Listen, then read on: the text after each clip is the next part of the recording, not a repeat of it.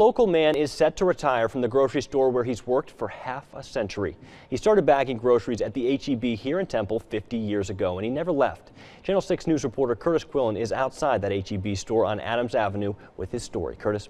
Chris, Paul Smith got his first job in the H-E-B behind me in January of 1967. And after 50 years of working in the same building, he's decided to call it a career. For folks who bag groceries in their teen years, those beeps are a familiar sound. But for one man, my name's Paul Smith. the grocery store has been part of his life longer than his own wife. I worked for H-E-B for 50 years. After graduating from Temple High School, Paul Smith walked to the nearby H-E-B looking for a job.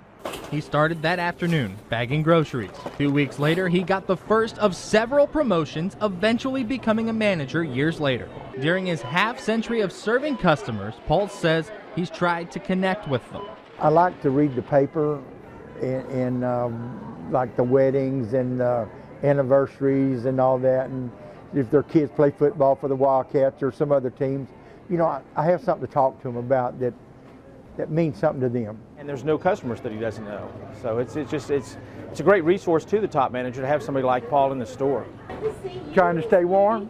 Yes, sir. Yes, sir. Paul's regulars are sad to see him walk out those sliding glass doors. Paul is not just a person. He's just like a brother or something. There we go. For many, Paul was more than an employee. He was their friend. I'm gonna cry when he's gone. When I don't see him in the store, I'm gonna cry again. I'm gonna cry about that because he's awesome.